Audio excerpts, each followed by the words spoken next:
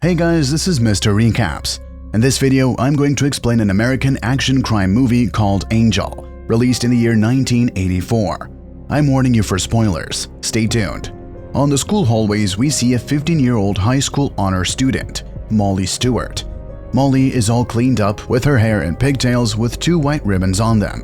She is buttoned up with a load of books in her hands as she traverses her way into the hallways of a prestigious private prep school in Los Angeles where she gets straight A's but doesn't really interact with anyone else, nor does she have any extracurricular activities.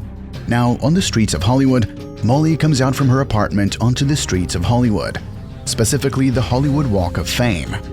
She greets people cleaning Rex Ellen's star, looks at her reflection in the mirror to fix her hair, and boards the school bus. Molly then walks into school, but after she gets her homework, she meets with one of the school's nerds, who stutters and nervously asks Molly out to watch a movie.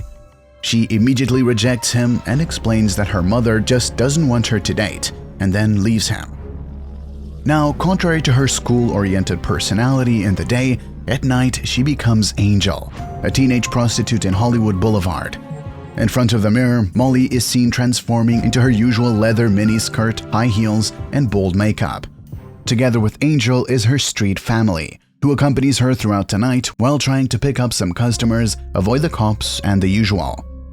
These people are the aging movie cowboy Kit Carson, transvestite May, performer Yo-Yo Charlie, and hookers Crystal and Lana.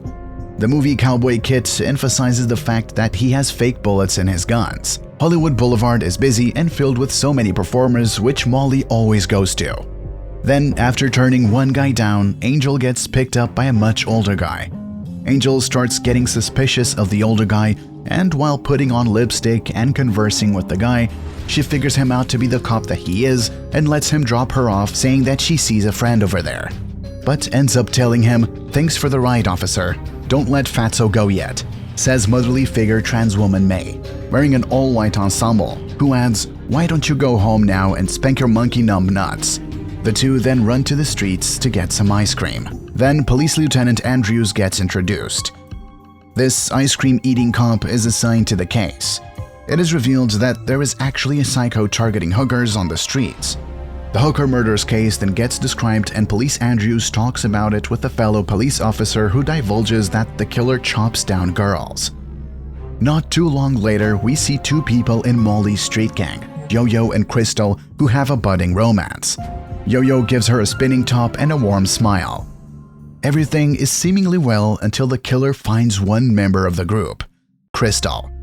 Here is where we first see the killer, who kills and dismembers Crystal. At this point, we are introduced to Molly's ill-tempered but quirky landlord, Solly.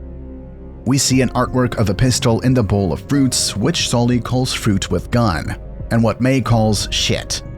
Solly, having an affinity for guns, is pivotal in the following scenes, so remember that. Here we then get a sneak peek of what Angel's home life actually looks like.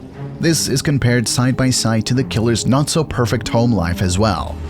On the other side, we see Angel back in school, who is hit on by one of the school's arrogant jocks, Rick Sawyer, whom she just flat-out rejects. Not a minute later, she is once again in a confrontation, but this time with her teacher, Patricia Allen. Miss Allen is concerned that Molly is too engrossed with her studies, but doesn't have extracurricular activities or friends, talking about how life isn't all about high grades. Molly then explains that the reason she leaves early is that she must take care of her mother, who was paralyzed by a stroke.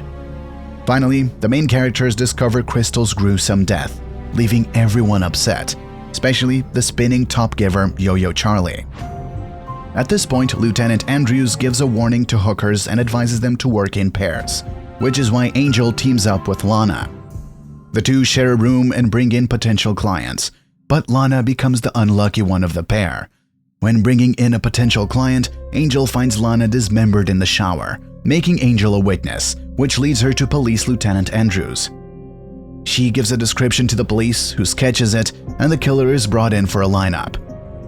Without a seed of a doubt, Angel recognizes him, but before he gets arrested, he steals an officer's gun and shoots his way out of the station. A real nasty escape. Police Lieutenant Andrews takes her home so he can speak to her parents, but later finds out a bitter truth. Contrary to the story she told to her teacher, she doesn't have a mother paralyzed because of a stroke, because in actuality, her mother abandoned her 3 years ago, while her father left them when she was only a mere 9-year-old. The only reason she holds up that story of her paralyzed mother is so that she won't have to be sent to a foster home, with high hopes that her father will come back for her someday, which is why she persistently stays behind at their old apartment. The only way she sustains herself is through her prostitution, which pays for her food, rent, school tuition, and any other expenses she has at the time. She's been used to this lifestyle because she's been doing it since she was only an innocent 12-year-old. Police Lieutenant Andrews must have created a soft spot for her because he warns her to stay off the streets. But with no other way to sustain herself, all Molly does is buy a small pistol and persistently goes back to work, despite the warnings and the killings. May is doubtful about the gun though, as we see her visiting a church and nearly dropping it off in one of those offerings boxes, but ending up just putting money in there. This is where we see Molly's character get empowered. At this point, Molly is in real danger because she identified the thief, but it is her choice, her body, and her life. The arrogant jock Rick Sawyer and his company finds a way to torment her life once again when they see her at the corner of the boulevard as her alter ego Angel. Not wasting a second too long, they spread the word to their school, and now everyone at her school knows that she spends the night as a Hollywood hooker. As soon as the word spreads to the teachers, Miss Patricia Allen sets out to find the truth herself and visits Molly's home to talk to her mother. In her apartment building, May is playing cards with Molly's seemingly ill-tempered landlord, Solly. As soon as they see Molly's teacher, May sneaks up to her apartment and pretends to be Molly's mother. Mrs. Allen sees through this facade and is ultimately not fooled. But later, the killer is close by and crashes through Molly's apartment in the hopes of finding the girl who recognized him. Instead, he sees her pretended mother, May, who is still in the apartment by that time. With the intent to kill and a knife on one hand, they go into total fight mode and battle each other out. But May is stabbed and left wounded beyond repair. Her card-playing partner, Solly, soon finds May and stays with her until her dying breath, sharing a brief moment of bittersweet words and goodbyes. Nearing the end, Police Lieutenant Andrews and our Molly return to her apartment to be greeted by a horrific scene of a dead May. Overwhelmed with anger and grief, Molly grabs Solly's huge, long-barreled .44 Magnum and heads to the streets to avenge her beloved friend. Police Lieutenant Andrews starts to get worried and asks for the help of Kit Carson to help him find the angry Molly. The killer is smart enough to disguise himself as Hare Krishna and sneaks up behind Molly with the knife. Fortunately for our protagonist, a blessing in the form of a warning from Yo-Yo Charlie saves her, and then ensues a wild goose chase through the streets, with Molly using her weapon to try and shoot the killer, while Police Lieutenant Andrews is still hot on their tail, trying to catch up to both of them. Our chase ends at a dead-end alley where the killer once again sneaks up on Molly and gets her gun. But before he is able to blast her and Police Lieutenant Andrews, our aging movie cowboy arriving in the nick of time proves that his gun isn't just for a prop when he shoots the killer. Our movie ends with a clip of our angel, the cop, and the cowboy as they walk off together, relieved of the terrors that haunted them minutes before that.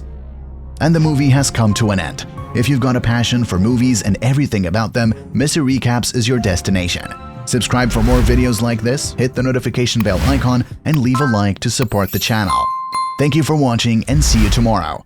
Until then, stay safe. Peace.